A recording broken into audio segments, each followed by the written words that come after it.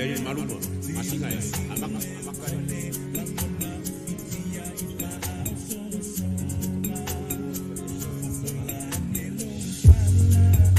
Mayane hale tadi gol sua mal tamu ftanga nei le maua ila usisila ya tulanga masani yeli so ifuanga tauno mato failo atu ya ole malai vale le o mai tai le tule se tulo le malai vale le oli le tule ya fa fa ngofi el tel suanga te tewa misi la mato fatisila ya lo pe ya potato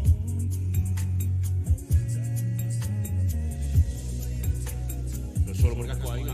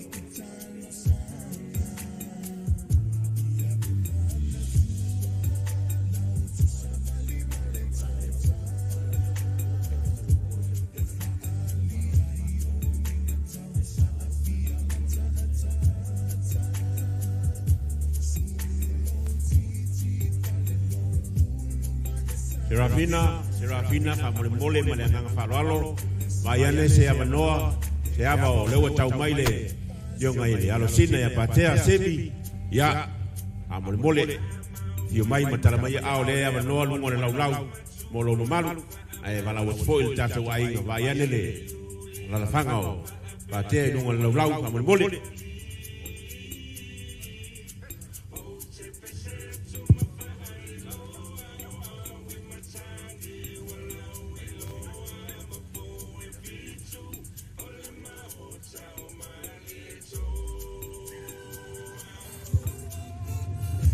Aftai tele. Alo lama.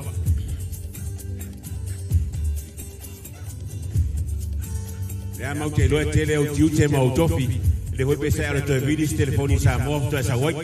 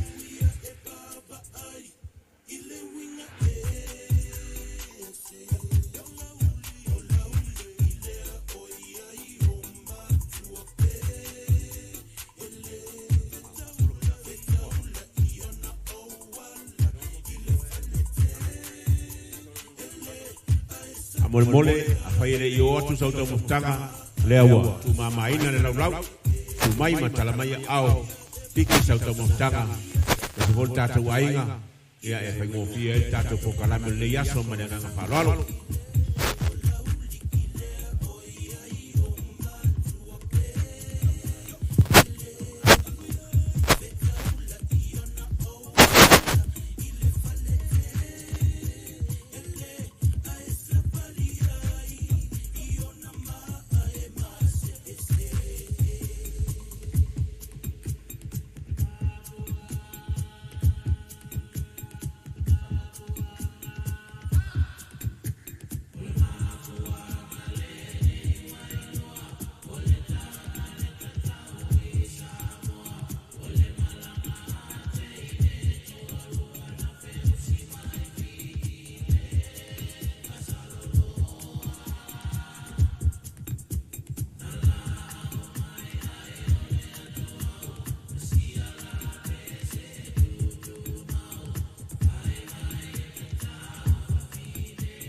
Alo malia le tautenga ma le taringo le sua.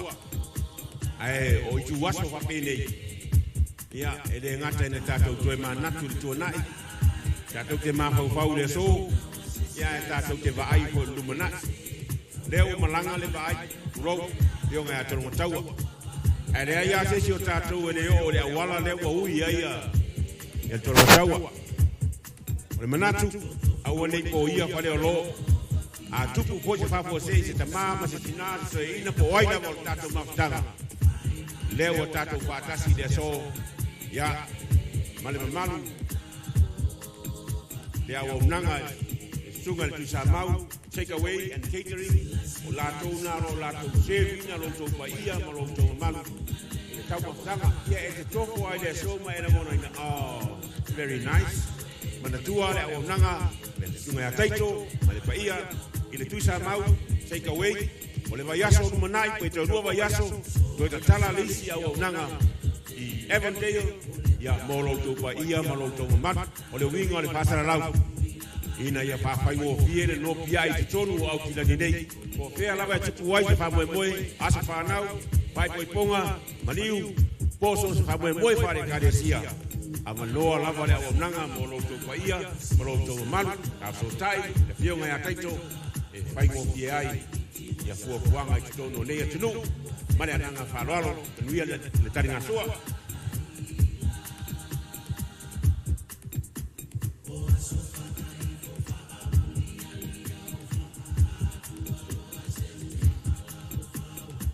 tawa tanga tatou wa sa mo se turo ya e piki al tangata le I lo vol tangata le amatanga o le me fia tau mafai o le wingo sa matou tala le wa sauni a foi le tama somalie ia po le tama mama se turo le te se e ava noa lava mo to a fai te fia matai le wa noa pe fa I o ia I lo taringa sua le wa noa au lava le polo le tama tanga le yaso wa mai ata pena tu nga uma mo so se taimi te mo mi ai male nga falalo ma to te le tau ya tu e afio pa se le lava wa noa mo lo to pa ia ma lo to mal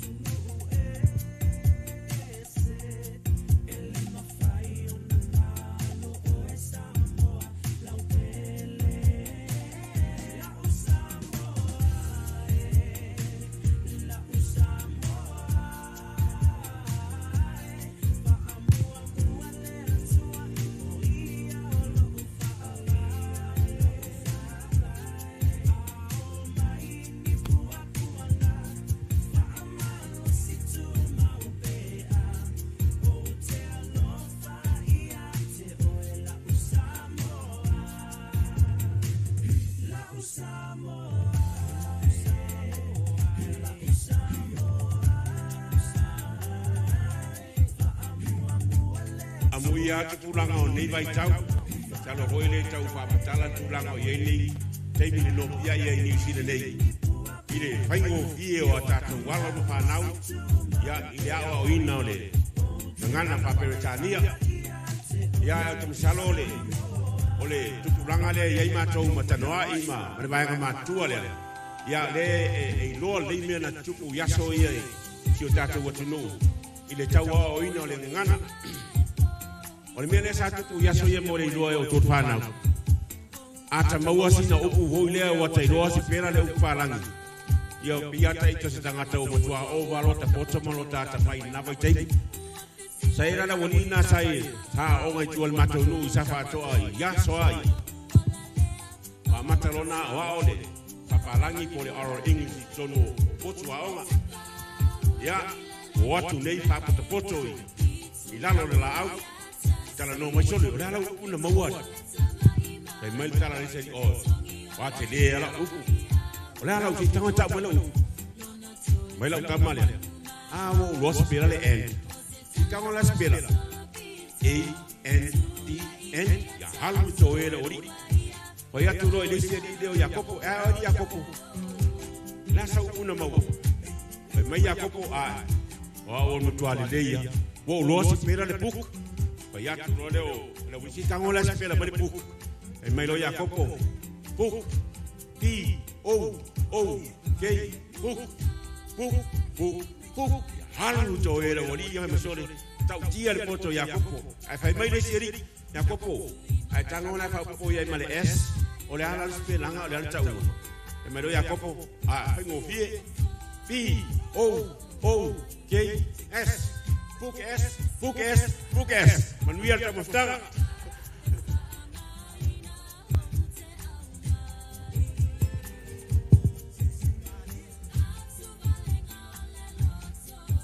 Ele está mais que de viol, está mais que safato lá.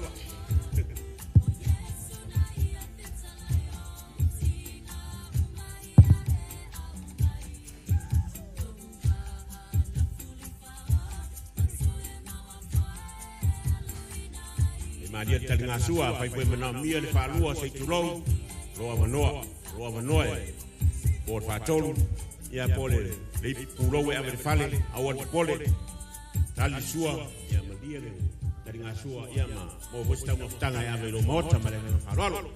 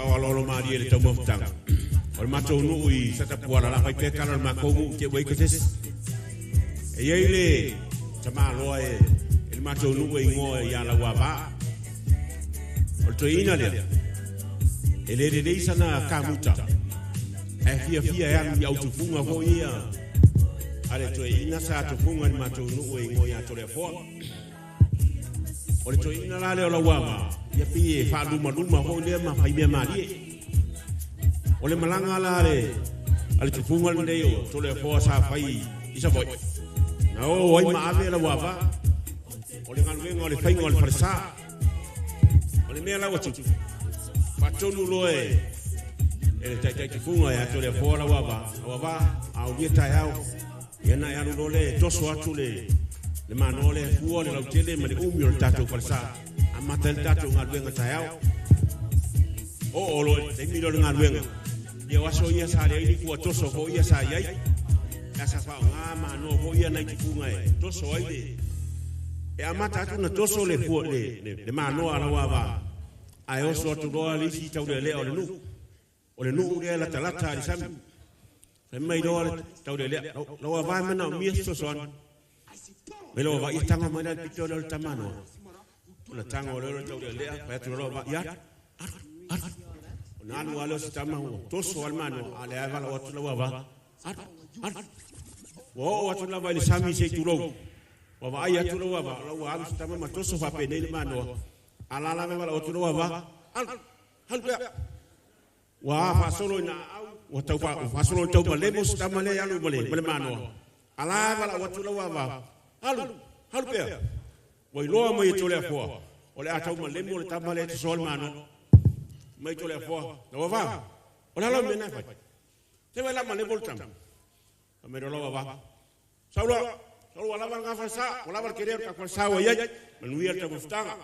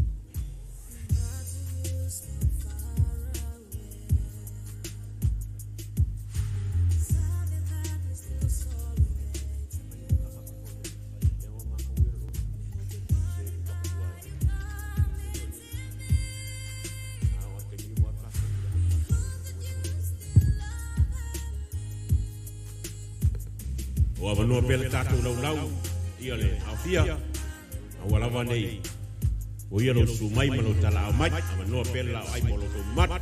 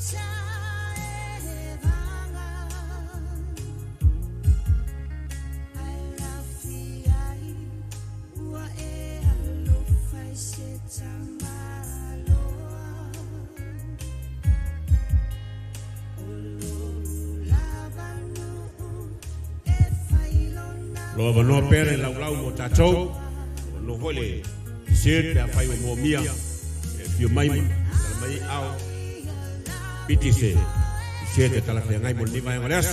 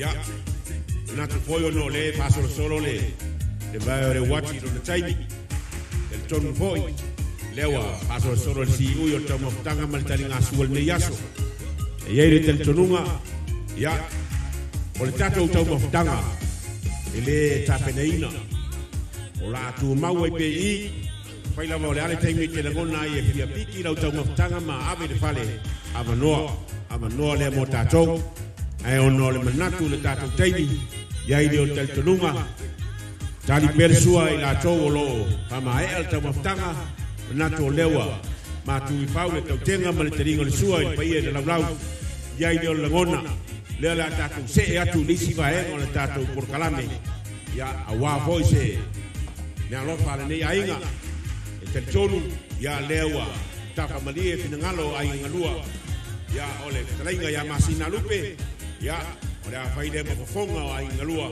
ya wale ne yaso me lea ya la tato se ya tu leisi vaengo le tato por kalame ya ma paso solo maria se tau si ui lui ala vale ai no ne tato maftanga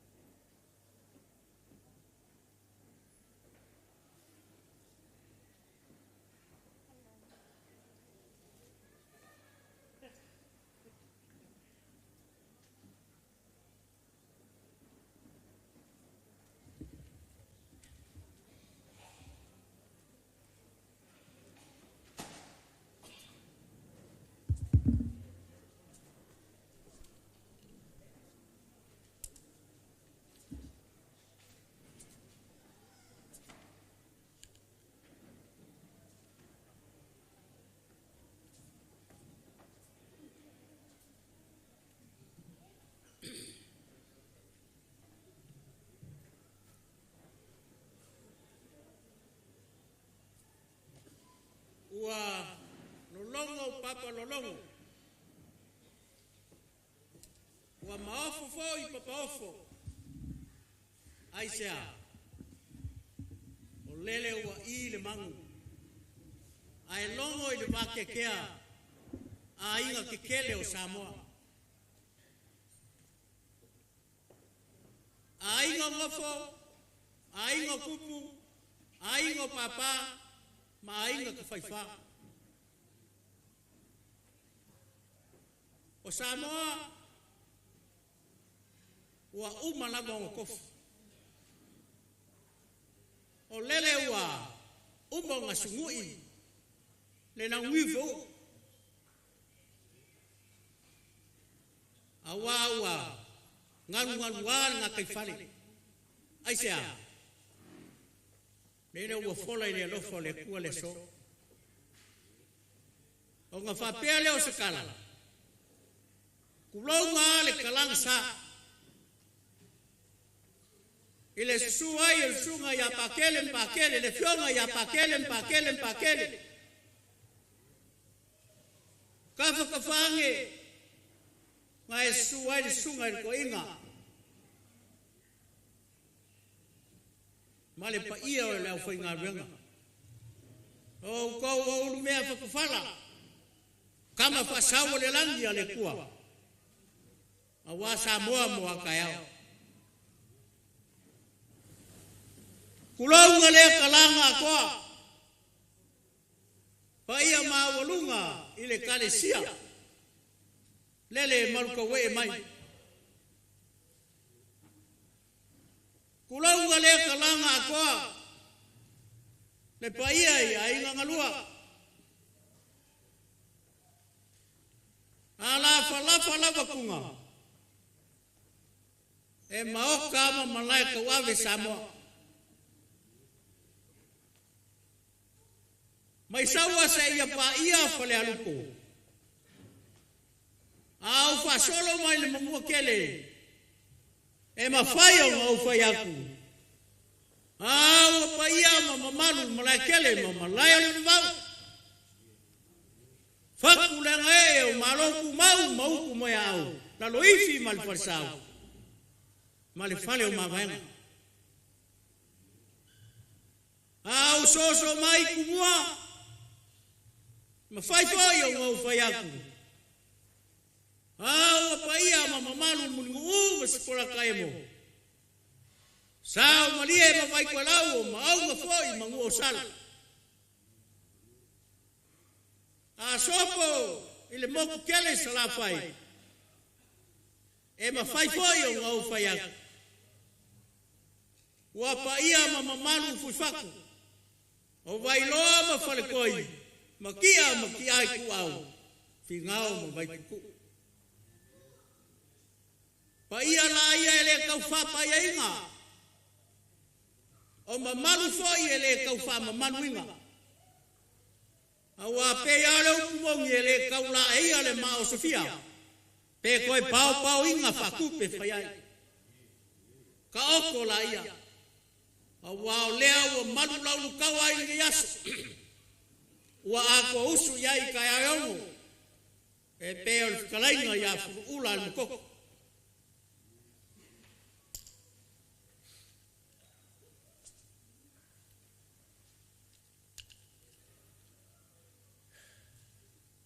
Kulaunga le langi, male langi, kulaunga le langi.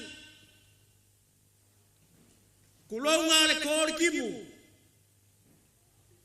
Kulaunga le ka fea ka wofi.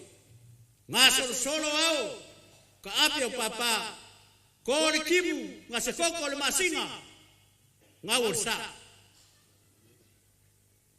Awau lele uwalangia. Ave avai fua ma e suai alo mai ko e fio ai sakilialo o langi fo ia awale pa ia maulunga lea fio ai le kot ya ke ngange foi le ngofa mapu fa pe fo ya lo singa mali malu le usori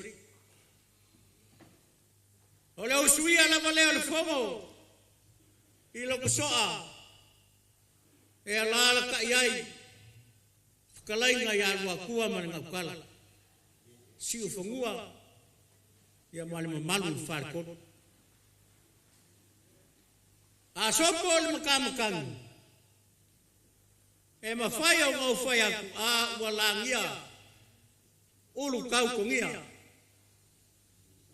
malalu koa e fio ai kamane malo ya sang polkele fa pele mkua male kafia o langi la vai ai le usue le fomo I ulu kau ko ngia lama. E alala ka iai. Le ngofo ku ainga ya salu whaka. Ai pui kaleinga iai sale au mua. O le langia la valeo mo ka fia. le usuia foi o le fongo I malai fai ka winga wa ku ya ku fa ngofo kange mario le ku fa pe pule na kai la lo viva malai fongo male malu ya ke o sala mo au fa ya ku foi walangia wa ya wa e mongi ma fa mau wa nga wa sa ai na ai sa kwal le fio ko le payali o le usuia la vale le fogo I fale kas e la ka yai e la au ko sia ya vai fa pel makua ya la sei ai polo pupui e lo nga lepa ma le flea a fa wau pea le ai sa kwala e mo fai o wau fai aku wala ngia swalo wau ngawar sa ai le ai sa kwala ile fio el papa kausia kwala kamanelang fa pe foi le uso male ai lao o le usuia la vale o le fogo I vakia o le lau paka tukalai o le fale kulko ku sabelu le wa usuia le fogo I le vi masa uya wa ma singalupe molonga I kualongu o le puema vai lili wa le la au fausia ya fingau e ongo yai fingau la au fausia wa anga o lo ko fanga malalu kua e ala ka yai ko fai paia ya kui mo yava o paia ia mama manu I maoka mamalai a wale a fio a inga fa male ngofo a kula ya ke oe a anga fai ka kari ngofo a ko sanga ese ya mo se foi oe lo mwenga lo kumua fa pele o se mako kala o langi umaya mama manu foi I maoka mama laika wabi lea sa kiu kala loa ngelo mako tinga pole ko finge ya kolonga kawa le vai ka ngwa ya nge yo le o ikayao onga mai ka winga leo ainga ngalua o le lua I sala fai ma le aso ngai kumua ya fa masingo ange o Samoa kai au sili nga kele me anga Samoa mo wai fa mai o kai au pongsa kai au pongsa lele ngama lepe ai lo penga lau pupu ko en ngola ko ka wasa inga kai au Samoa kalo au leo ka ku saili malo lava ile kuwa fai mai ka mai kai o kaua kali lagi se sao lo malo leo wa fai ma ka ku pare lai kai au yo le kuwa ai fa kai ka pau de nang se le anga I me makango fie o fangau ale kua ai so kau au mo wai le poang po kasi kau sanga la loe pe nga se kasi se apio aku kolong kau ile kalisia o leo ko fa ile lea ka lofa i le kalesia.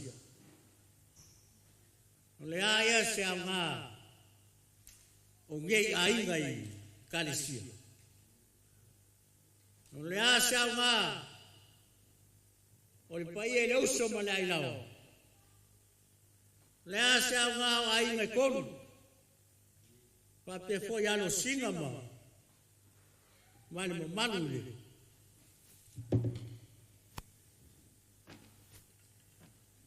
Longo winga. Leo wa fai mai wala wala la uma. Yo ke usikai fo yai. Wai le ke ngai pa u. Wa kau ngalawa. Wa leva nga fa ka u ngasele. Ka ku mafkanga. Ya ngau fa pelea. De kalanga pa ia e kele fo amako upu. Pe aku war fa moi moi. Aole la kau fa yaku kolo kau. Le ase mea o ia ile mafai o ainga ngalua. Fa langa mai ele kua le fa moi moi ngai. Ia ole kau fa yaku.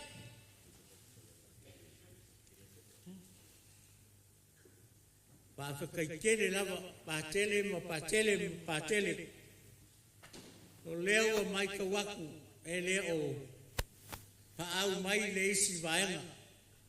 O ngo lolo yai fa moi moi o se kasi fo io. Fionga ya pa kele wa. Ku wa ku mo si o ka ku ku. Se kasi fo io ko fo yaku. I fiki. A le lava e.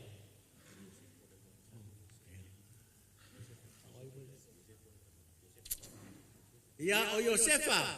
Ya o le lava sa kai makali i le aso nge. Ai lango sua ku yai. O le lava e kilo kua. E peia o le alo kulenge ku inga le. Ya sawa. Ya Yosefa ya o le akau mo fa yaku. Ya awa ya. Ya la bo la le mo la. Ya Yosefa ya o le mealo fa le ai ai ngalua. Lau faka mali ila.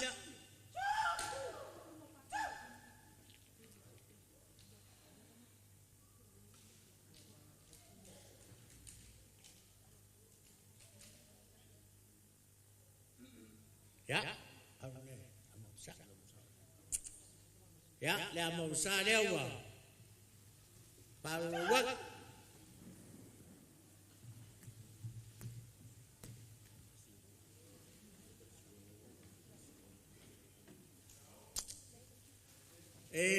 Fai ngofia me uma.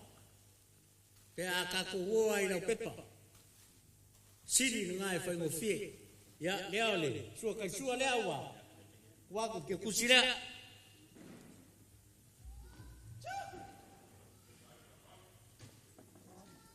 ya ufka ya kule ile lalanga le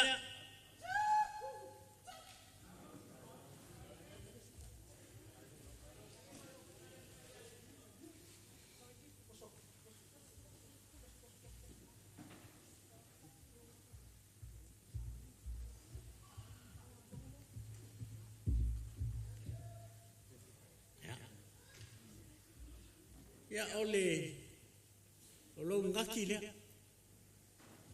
pule lava pole ari ko nga fai nga ko nga ka wai pe ko fa pe ngaki ya ole me akas e au so ala ori nga ya ola ko fa le lo ngaki le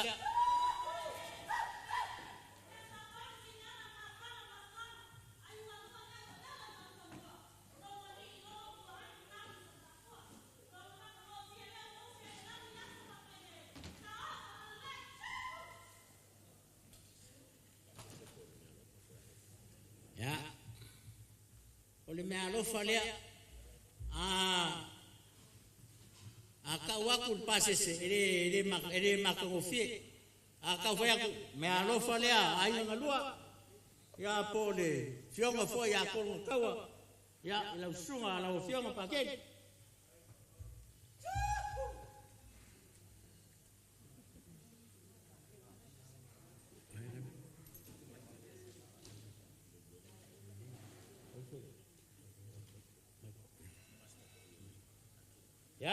fionga pa kere maiko pai kari ai o em fare ol vai ugo lo suafa pa kai kere lava mo nge yaso ya ole lau faka marina ma ngai yo lau sa wanga pa kele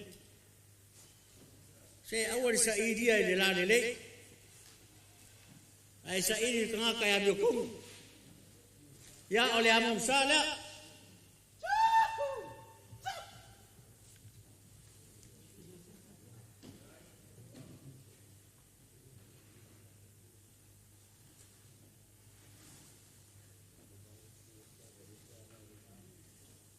ya ai ufka ya kule kongale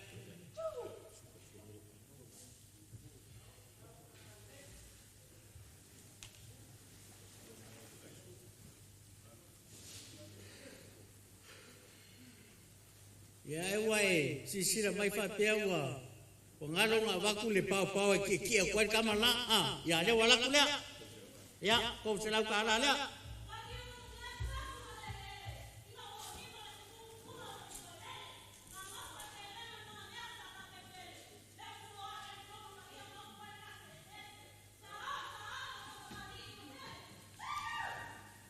ya ola ko fala ko lo ngakile maiko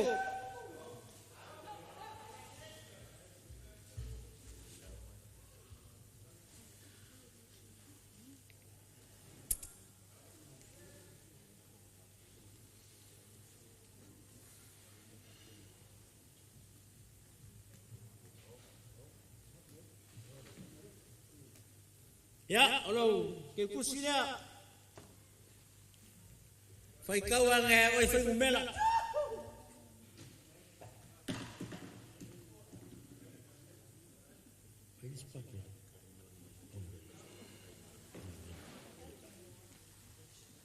fa kai kere lava ba kere kavika esele se me magayoli kirikiri alwalu mai ai mau mai ka ua ia ma komuri ya ki oe fa mo moya ko ai esere ka ua te ua e mau mai sio ki nga pa kai kele lava pa tele e sira sila ale kua ile finga ngalo ngaka kulowa bayange o paia la o fionga ya o leo sa wia la o fa ka mari ile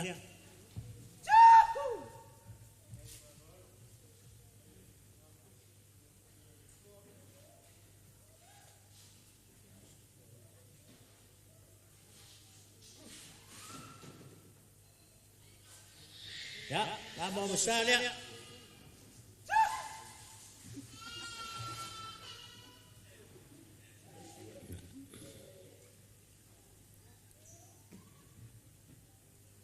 ya leo mo waku pa de pau fa pinga fa nga ka ko e mo muria ko la idi sikai mi leo mo muria ko pau ya mo waku pau ya leo waku la eu fica ya ko le la ko ngale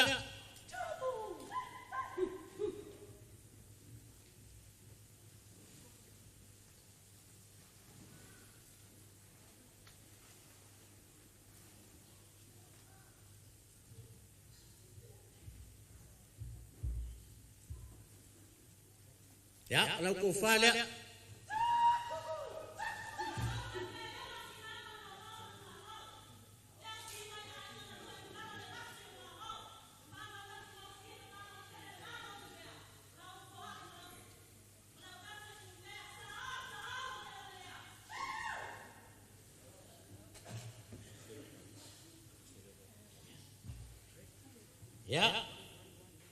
ya olo pase sele na ole ke malanga masuki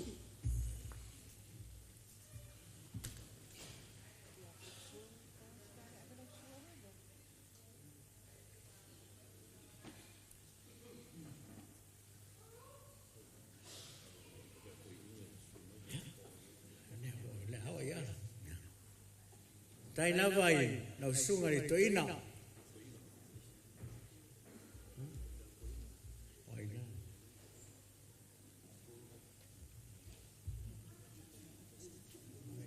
ya Ya vai sure kele la vol kaukala. Ale ka sawa ko sungal ko inga ya kopo. Ya la ngai fai ka o kupu fa ngofo. Ya le la ka mo fa ya fa ka kele la. Ole ai ke ai filo ai e ko kolu le ai fionga ya pakele. Ai filo ya kopo ya la ngai fai ka o kupu fa ngofo. Ola ufaka mari ila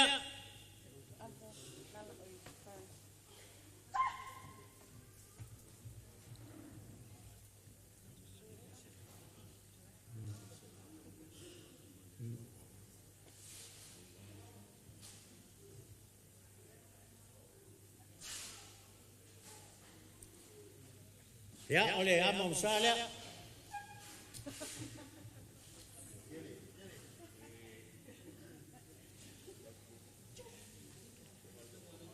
ya kau ulo ya mangwau ya kau lo papa ya oleh suka suala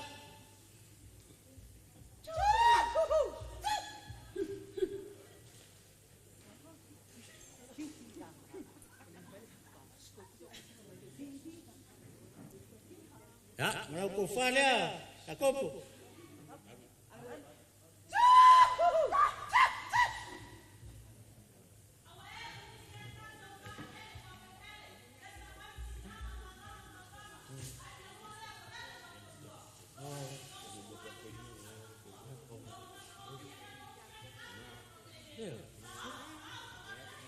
oi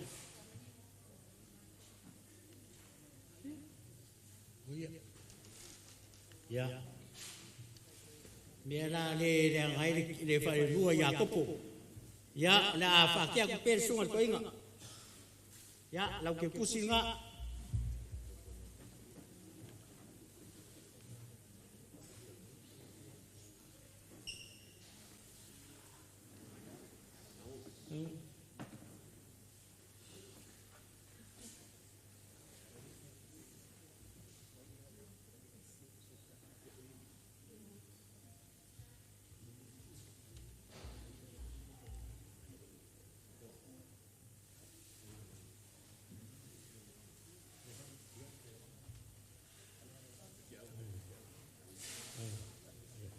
ya lau sungai fa ngainga e muri ya ka upu ye ire lau nge ke o kuri kaika ore ya ki fai be fa lo no ai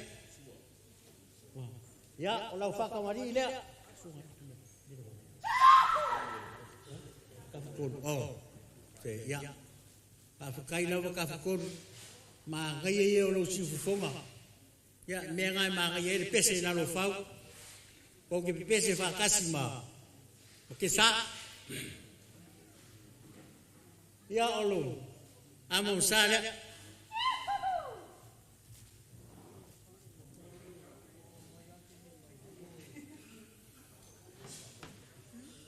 tuare va pe sia fu ya ngai ngumi e ka komia ai ma ngai ya na paso solo ma di pe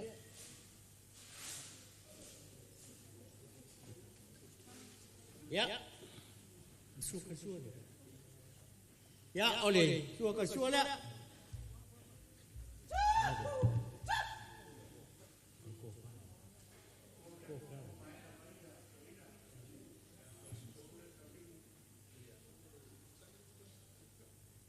ya eu ficar ya kule kong ala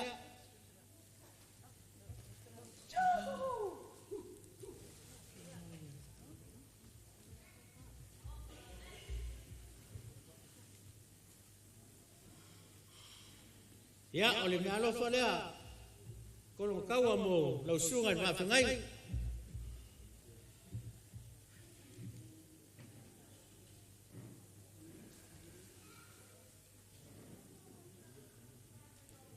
o kere lo fia sopo ku ire le lau ya fa lave ke o kuria ulalo ya langai siria lale fa solo mali aku awale fa kakinga kia ka ko bea ri kai aso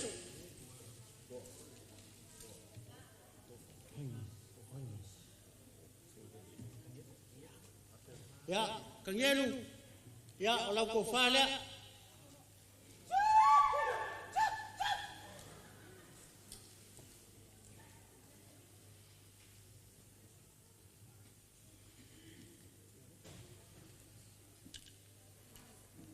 ya olau me alo fale ko ka wo moe lo sunga fa ngai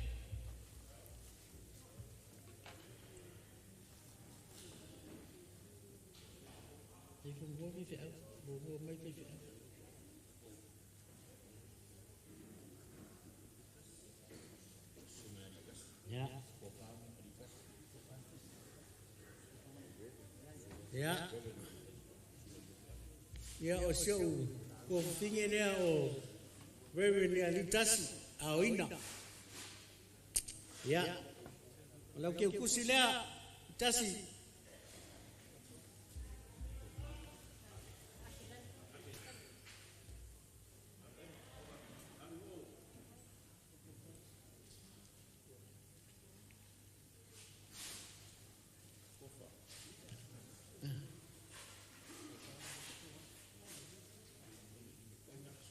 ya olau to fale ari kasi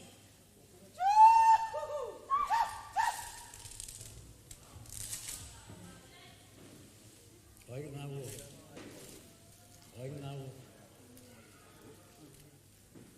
ngau su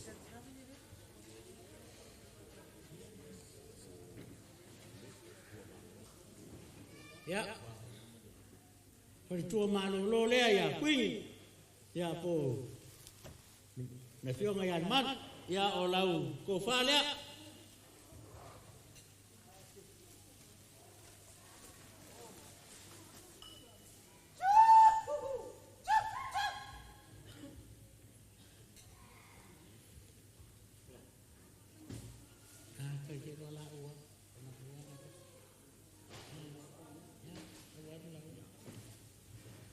ya olau ke kusila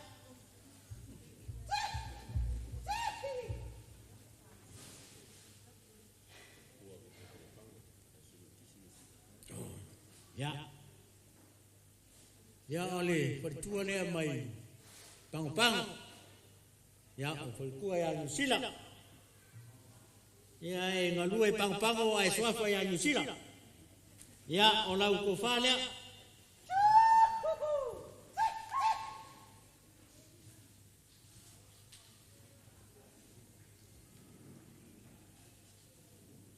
ya malau na lo fale ya sila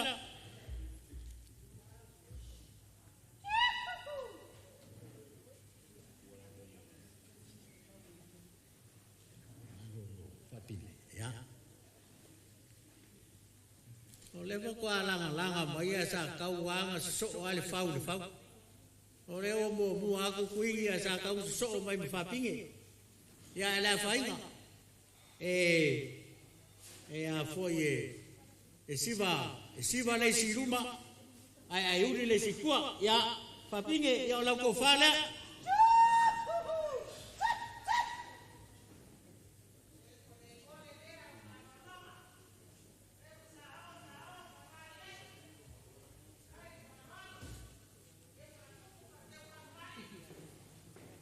ya na lo fale a colocado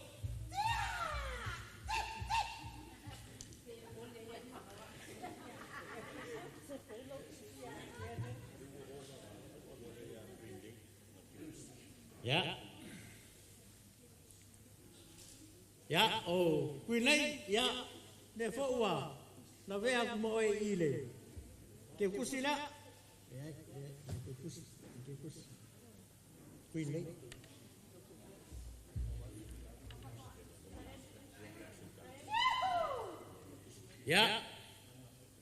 ya ole lua pea la volea mo seu tatia ya ole ke kusila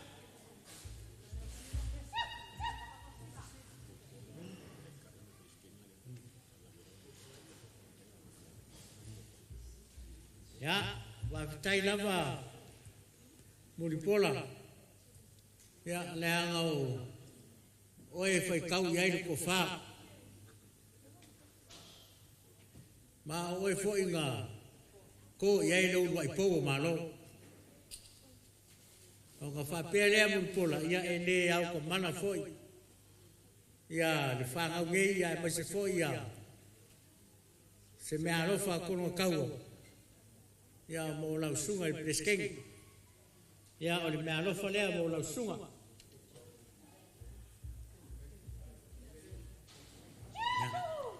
se mua aku nga e sire wa nga ke mga oyai ya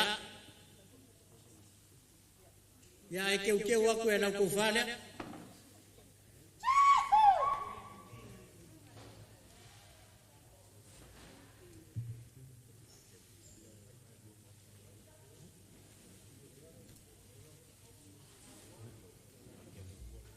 ya nengo lewa kau ko luar seunga pakea ma pakea ya pakea ku luar la ya na lo folea ai ngolua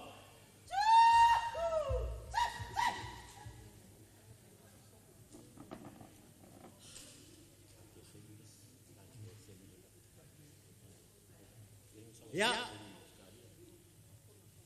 ore si pakea le pa kai la se era ngai mo ira mo isa e foi era o sale boai de maroa yo kimi ya ole na lo falea pa fukai ai lo kikiri alu mai e ngai mo mai ale ko asole ole lo bukua ya na lo falea ko lo kawa mo la sunga o la fukalainga o la o singa pa kea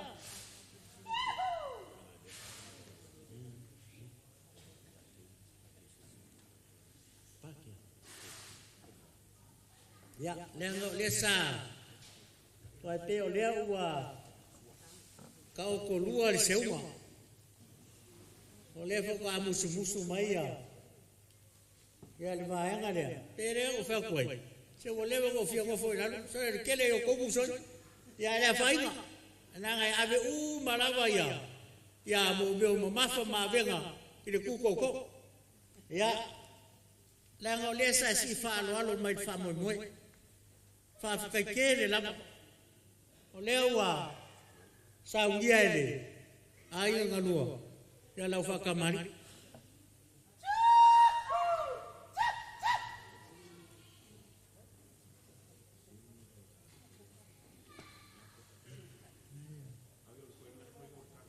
kala jadi ke semina ai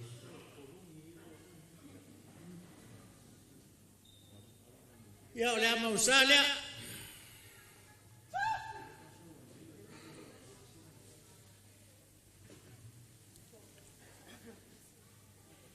ya pamaru dua kulava ke ia ko vai oleh ai se koko ya le fainga o me kupu ya la ko fala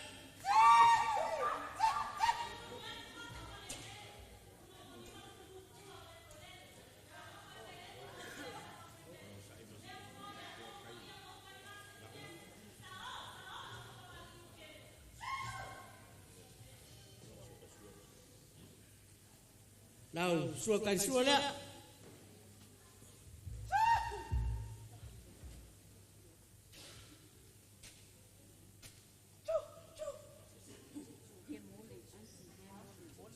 ya kalau pasal saya pakai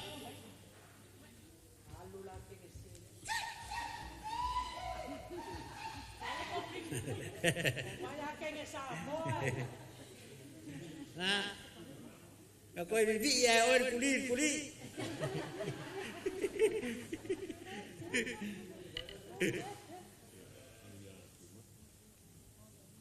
ya gimana Dewa ngai fakari mai pe mo wak sa ke kus ya na ke kusila na lo fale ai ngalua bola sunga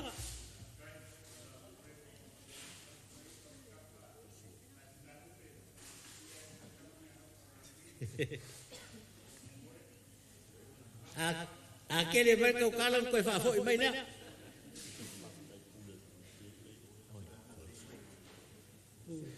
lupe oya pa kai la ya laki mako le aku ai fu o ma chip Samoa le pule le plupet le sao mai o ya ole me alofa le ole pakamari ila nanga ole ke malanga mamau mai Samoa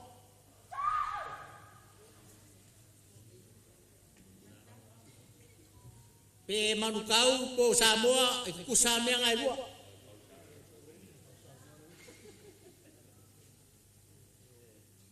ya ole amom sale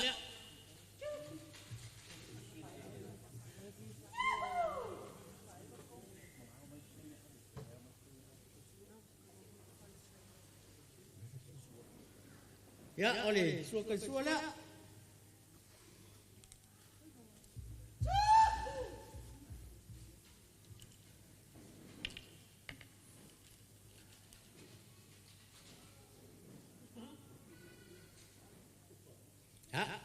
lau ko falea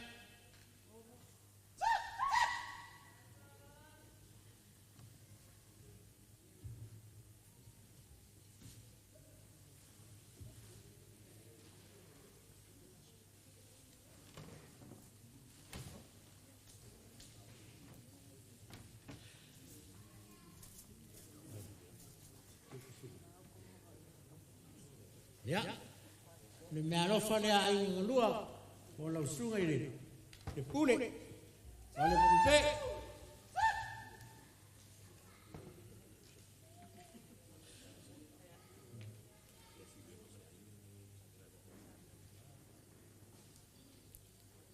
ya o le si foi lea a lo singa pa ke si weva ya mari ai ngari ya o le kamari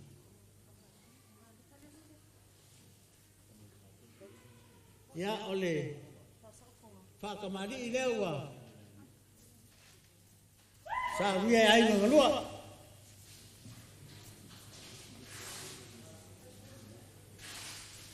o pakea sueva male ainga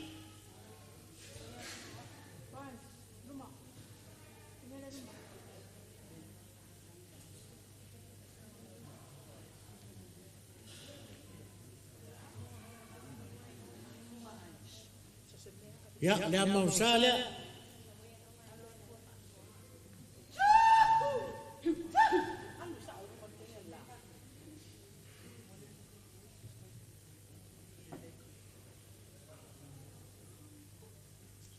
ya ole suaka suala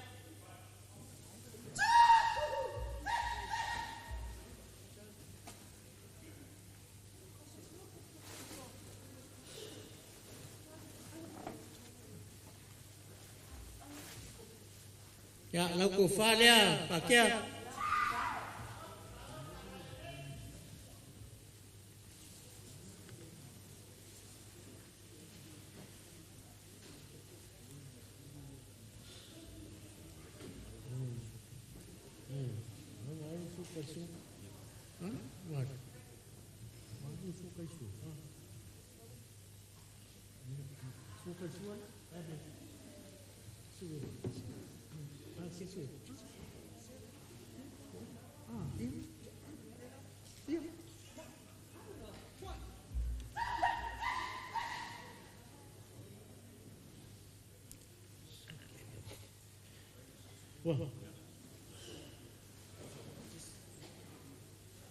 ya ole ko pase selea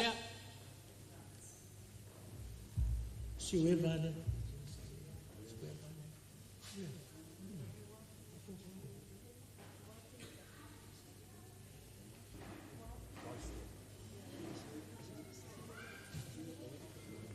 ya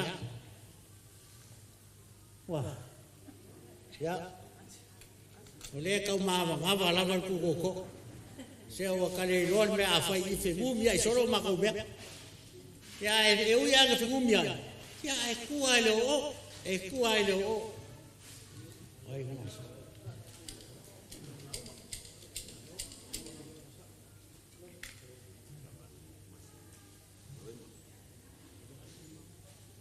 ya Ia o ke masangi makainga leo alo ema. Ya, o lau whakamari ia.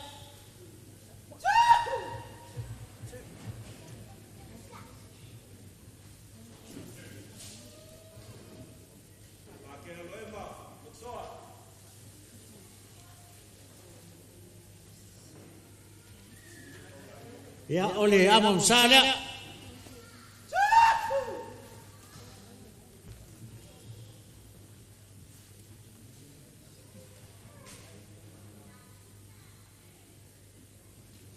Wala o le wharangia kunga le alo singo pa ke alo ema. Nanga nga o alo ema la wane i ke kusi. Ne o ka se senga o kou whai kuhinga la wau. Ya, ole sua ka sua la.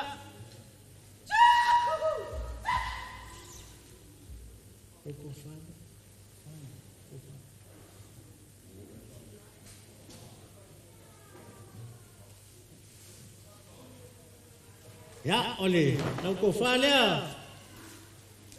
Pakai arema.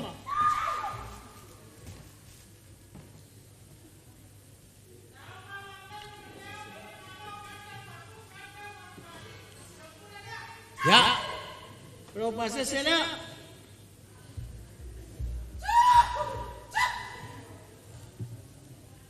Ave umar fai fe awal ema ya, ke kusinga. Ave umar ya ditas.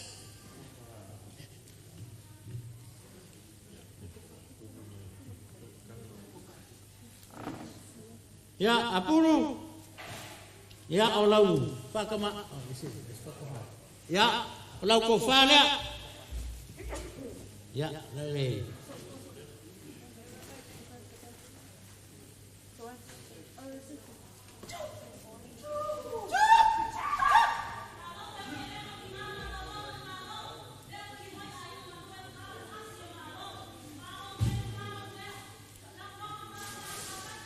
Ya, mana? Kau kusila. Oh, apun. Apun. Lawan aku ni. Ay, saya famul mula saya si malu out ka fayo oi.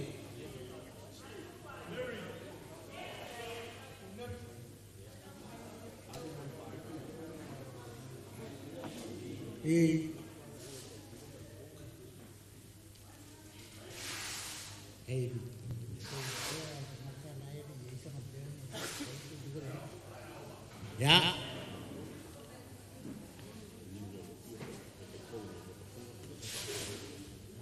Ya, fakai lava, niule lofi, anoni, ya, fakai lava. Leva nga ingei a lea lava e ke anga le lei lava. E foi o kalko mafukanga i Samoa, ya marilo mkua, mariko inga. Ko inga whaare ko bunga leo pakea.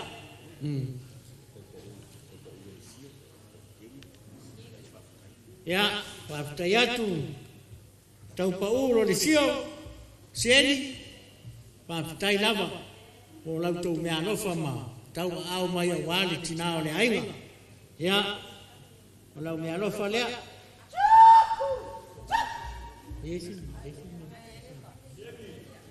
Ya, ku mai lau au lunga pea. Nai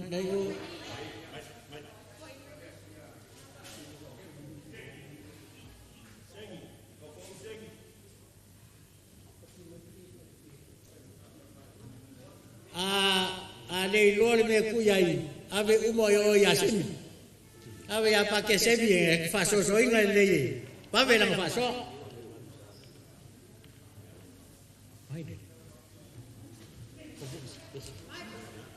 ya o kavu i pesa male fanau ya na ko me alo fala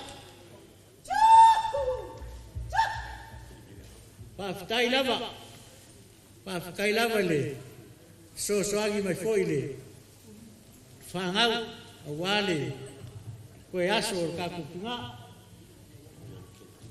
ya o mudianga tele tino ya le fo sa undia ai ngolua ya se me alofa mo la sua mudianga tele tino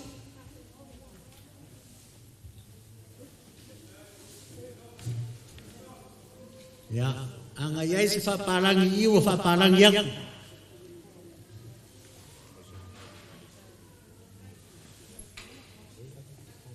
Ya.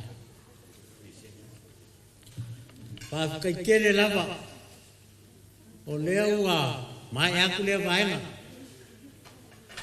Ai, yai kala masangi ai le kaku aku. Sasi kanga ar kaukai. Ya wasa foipo. Pege foringa fa pe ngani ngi yaso. Lewa mai kau aku. Mai lava ile amakanga. Fa kai kele lava pa ia o le kalesia. Muripola ma le kalesia penio. Ngau kou kulai mai ai. Kai binga bana awai le kuai. Ele kinga ai lenga maua lau ko fa makalanga ya o le unga li yo makafare unga li lai ki le ko a ese fa mau ya ka sia ya ave ave ai pe ya leo sa ungele ele ai nga lua ya se me alofa wale pa io le kalisia yo makupu mau ngai na o fionga le pleskenge man pa io le kalisia. Ya, ulau kau fa kamari ila.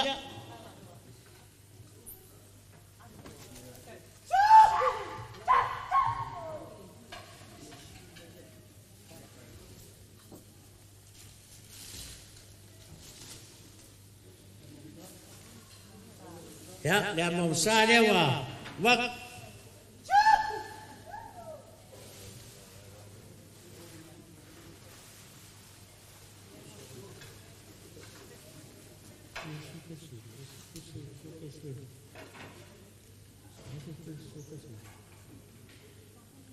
Ya, oleh suka le awa Pak Sedeng yaku.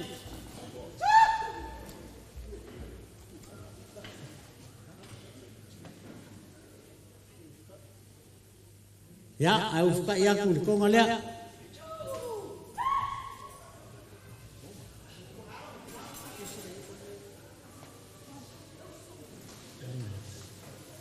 Ko fa la dikasih ko fa.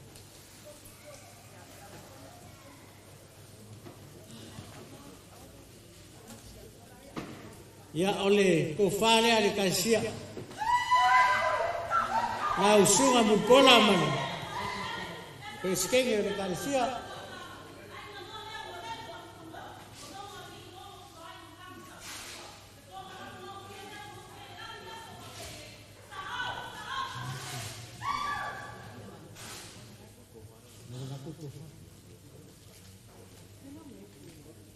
ya oleh nau ko kama whakanga lea po me alofa lea. Ai nga lua, mole pa ia o le kalesia.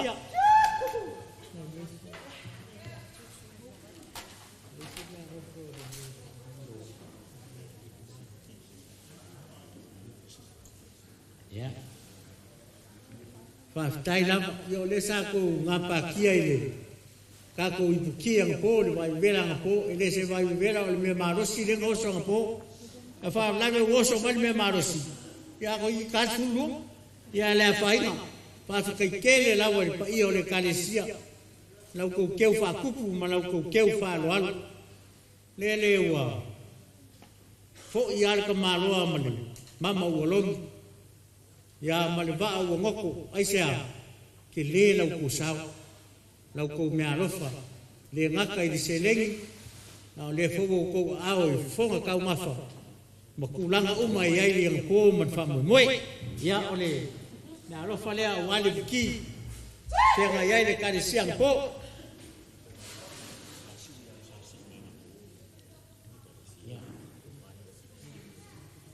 ya le fo sa ka o luar seuma ena nga si fa lo alo mai fa moe o ngalo ngai ai ngo pa ia yai ngo lua ya kulo wa wa yang suafa ko mo kawa. Ya oleh ko fale ale kalsia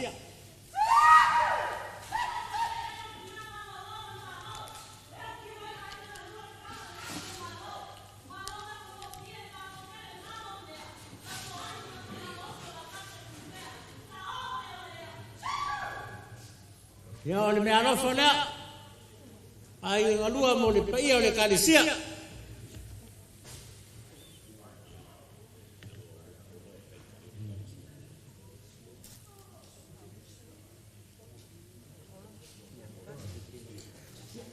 ya e ho ko o malfa solonga ya mo polo ya na ngai foi ka la usunga il preskengi ele kio lava fai kau e ki oil ko fauri mo pola ya lewa la fa ka mali ile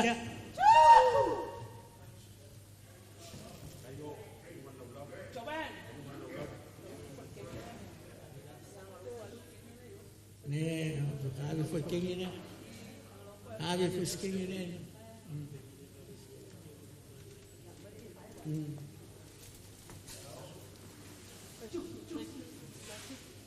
ya oleh amam sana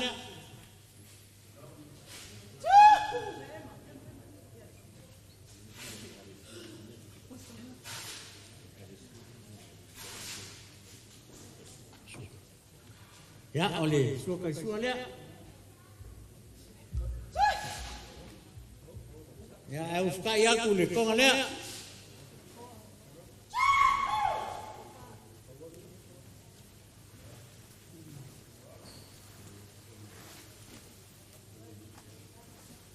ya lo ko fale mo pora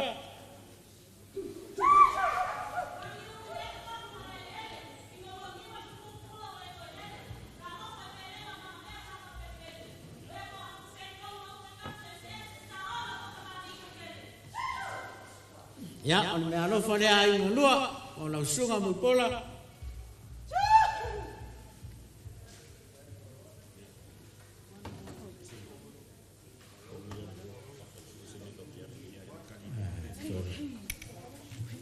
sa kausa iri lava po feme ole a fakingo ai fa mo moi ai sa mo mo lava mo si mai le au pa ia le karisia pa fa ke kele lava ya ole me alo fa le a por mo kaua mo le ole hor sa fa mai le yo pa fa ke kele lava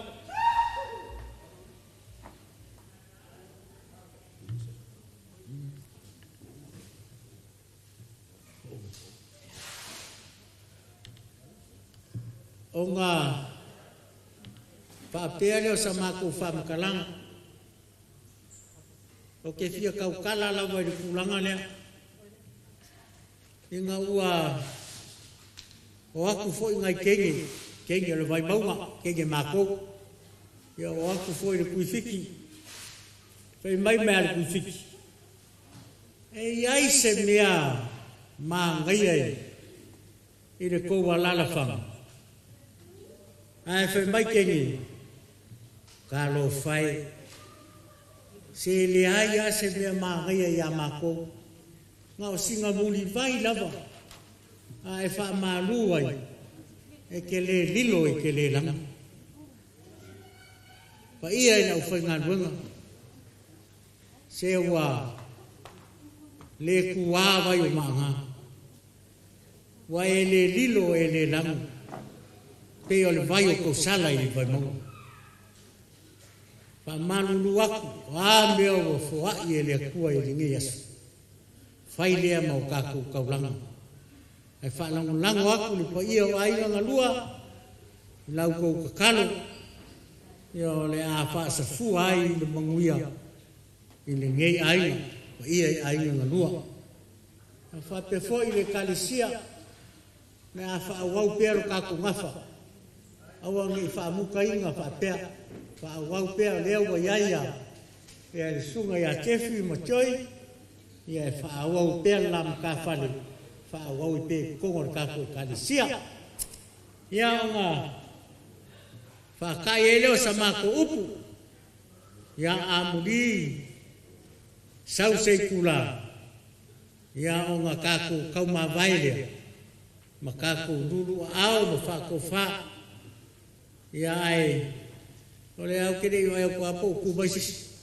ai mo gore di fa la mo ko ya ai ya lo fo mai le ku fa mo wia mai ile pa ia ole au fa ngal benga ni au le lea mo kwa ka fan io le au fai ngā luenga ionga o kou o kama whaasawa le langi mau aina manguia o Samoa ia e maise fo i ainga ngalua ka le sia kai kasi o lo o ko ngapa ki ai mo ko ngopi ai ia walawa le kua malonga fina ngana ia ai marolo i ngaku ainga ngalua i le alofa ma le anga le leo le kua ia whaakai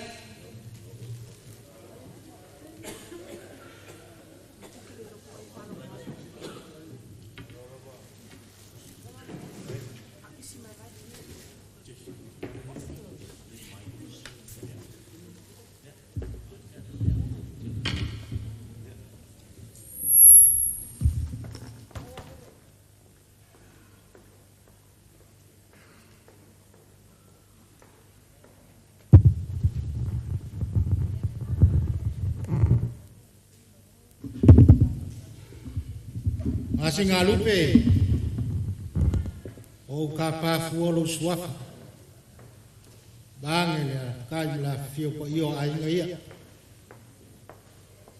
ale ala lo kula ya ka wai nga ma ko fa ngo ya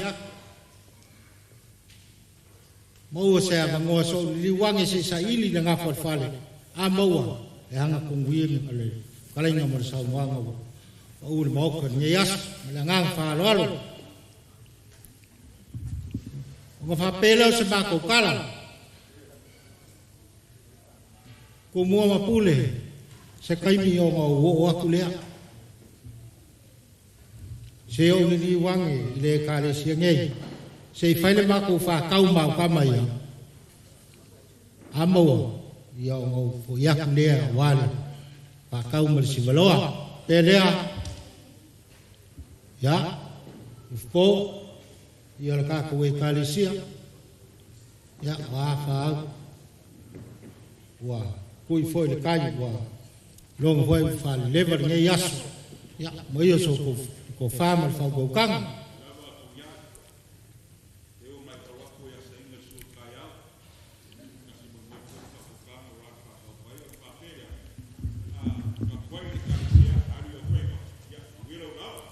ai ia le kalsia lo fa fale por ia ngo fa pelea ia ku mo mapule o aso fa penge e ka alo auso e ka alo akama ruso e oso foi le la e ke si le fia foi le me ngo kwai ai ka ngo fa ko fa wa fa mar ka wa ia fa ia mo ka ko sui ai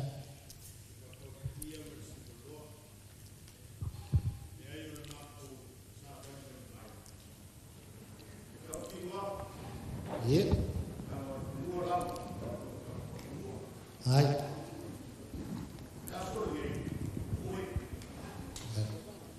ai ma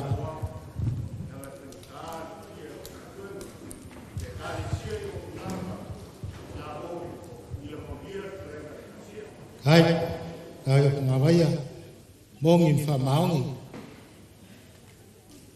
the fearful e mongi mo okin nge yasu nge yo fa ngalo ku mo pule ya ngala pele o fa kalanga ku ya kai ya e sei ku mo pule ya le ai ya lo ma ku sa ya o fa pele ele mo fai o lo ma ku sa si o mako kapa I le ulo le laulau ia lau fai ngā luenga a mai se pai o ainga ia la ngā whāroa e le mawhai o ngā manguia su mako fai vesi ia le kapo ia mai o lau ku wha manguianga ia o ngā loe leo le mako fai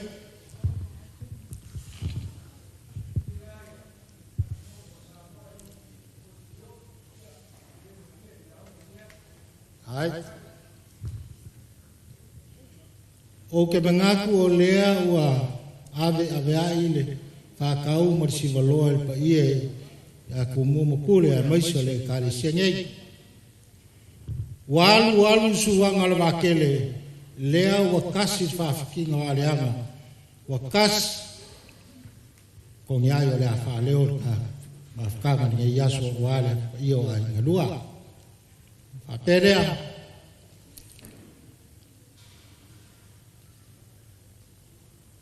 masinga lupe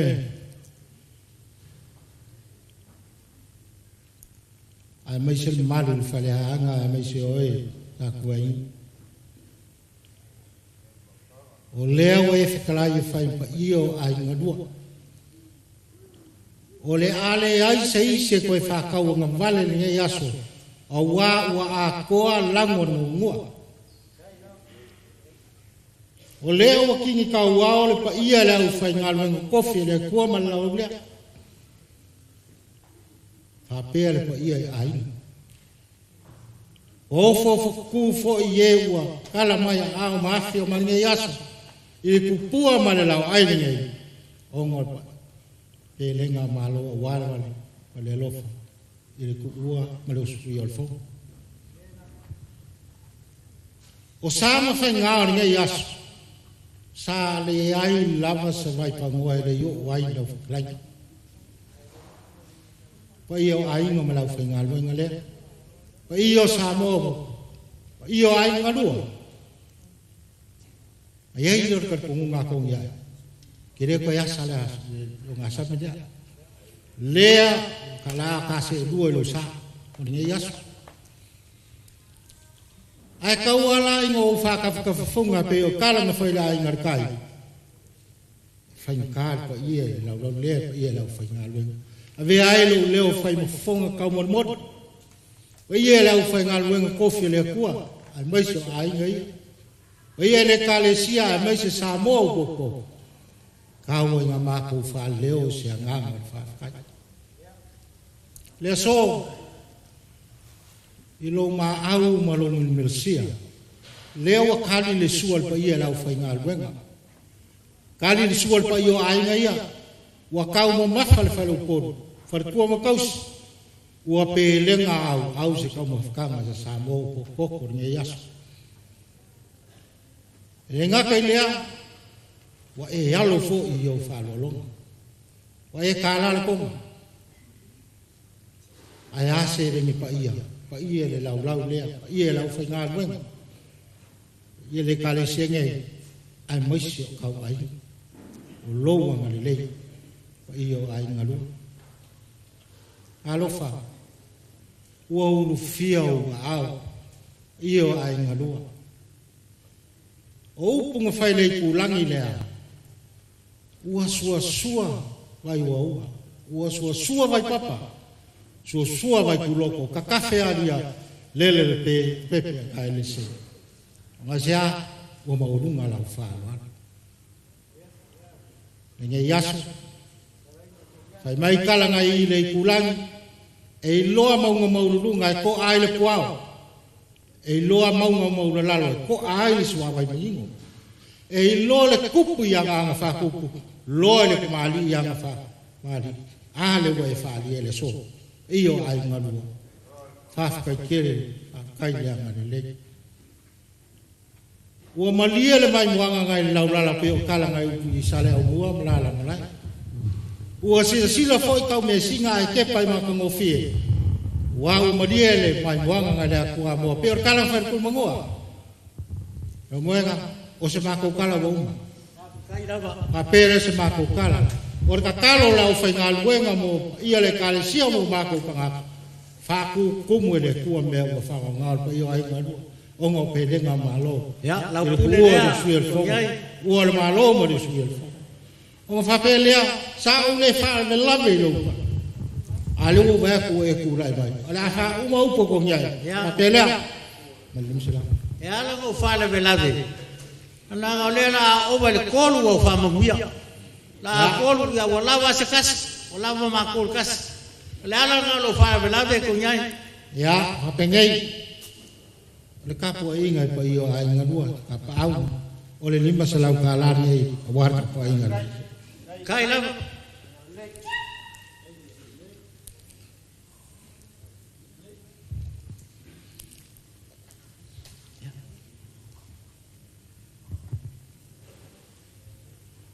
Masing alupe e ya mo faya sa e ya sana suur ya yasu dai se vai pangoa mas wa e awalo si pa yo ai ngai malo aka ku fa sa kuala oro ngai ke kos ya e ke kos for ka a kong ya ngai e kong ya kos ko le ko ngol fanga mar ka ulan e kos for salbu ya ngai fala o fa pere o leo fa kau lu ngol pao ka kala lima salau leo lo rafa kai lawa kong ya o fa pere o ma ko mangawa ko wa ya ngali je wa bakwa e ko se ka winga fo ya le sa ko fa se e si bala lo fa mai le ku nga yas kala fideli ma nga yas ia langa mata ia la fai ngal wenga le ku mau le forfola wanga so se ka fai ka blanca alo fangia le ku ia ai nga ia e mo lo wila ia ai nga dua mama nga ya au fo nge ngau ko le falo ko solo le fu ya wara ko sino ai nga mare kalesia le lu mai le kalesia mau was fingalo ko ma le kalesia ya mai se le kalesia nge nguia sa mo ko ya ai ola ko nya le lo fo le ku kai mo nge yas ya ba fitai lava tunya sero ke ma fo fau po feme o la o amaka mai ai o le sa ka ku mafuka mapo ngo fa longo o kalainga ya wa ku ya o le wa ma fo fau le pe fa pe le ma fo anga wa e ko ku lai mai ya ko nya ai o wa e fefe ya pa kele sa fai mai i wa ya lo lo ko nya ai le alu pe wa ku ya wa ku e pale fe ngai ma ku sa velo ya e sa wa pe se Vangere klainga masinga lupe. Ola wari o ke yo. Ya ke fa lo ke le yai. Le amo le kai mo yo lo akua. Ya la ngol salmu ya ngan ngai. Ya yo ya na lo fa lo polo. Ma coffee ci mo ma yo. O fa lo polo kofia. Ya ko yai se ole o ma fa pera ba ku sa ku pe awa ale fa pe ale ole ku ya ir kalai nga ya ku ya i ya o la fo le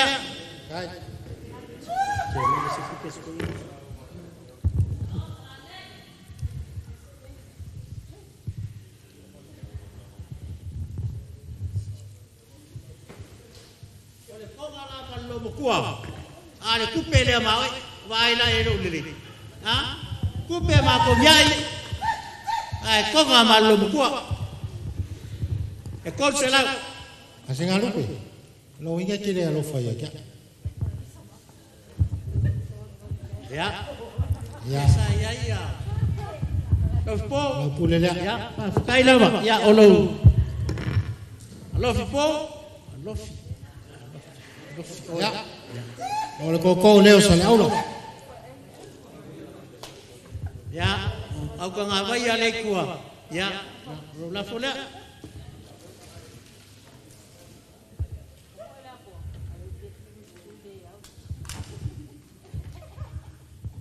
ya fa tele lava komia ya lo fa pea ye e ke le pule na wali leo pa kiama ale na uloangi ya lang o le makua ngai o ke uma la wali le pa keama ya ai le ma fai la bang suya ya ai fai ka lang o alo singa kama ye pu e wa ku ma no kana ya la fai ya pa kai ke le lava ya ole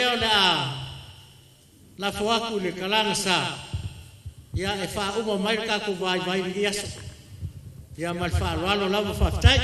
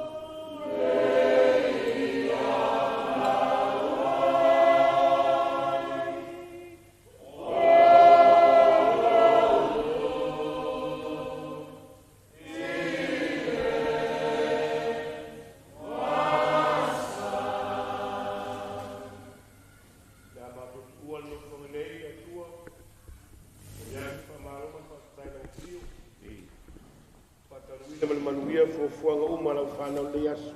Tai. Ai meisi al mātou la fua i atu le tino maliu al mātou tina ia le wa aina au. Tai su. Alofa matalia a nganga i malo i whaavau. E saunia mui mātou. Ia. Ia le whenga taulanga i runga kolusia le atua. Tai. Whamanuia i whanau ma ainga. Mene. Uso matua ngane. A mese ne mafutanga atoa. Mene. Au na sunga i whawhia ngainga mi whaletua. Lokma. Lo nuu nei asu. Whaftai le atua. Tai. Whatutumu meu whaonganga oina o la to whenga taulanga ma le alofa i tina. Mene. Whamanuia me ne mafutanga. Wa aua. Uri au lo whatasi mai mātou. Mātou tu ual nei whale. O iatu mātou ainga. Ai vi ia i pēla o fio. O lele tala latu ya Kiriso Yesu. Lo mātou rima lo mātou whaola. Amen. Ia whatasi le ri mautou. I lunga ia te tātou malawa le whamanuianga le atua o le ona le mana uma. I sua fol te maa le anga, ma le anga pa ia. Wa tuia o tōku ma le Kiriso.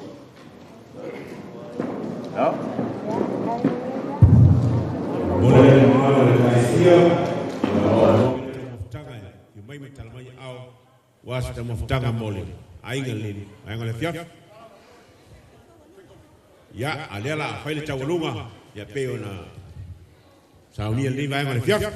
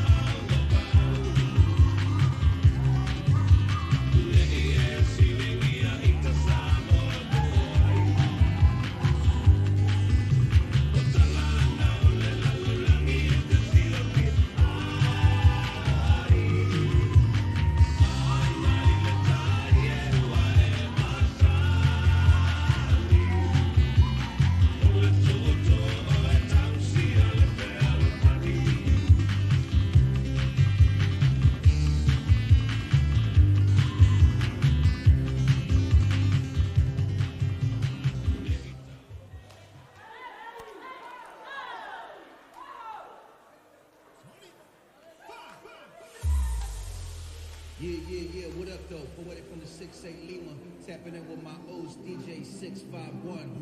Brand new mixtape out now. We are 685. We out here, baby. Chill.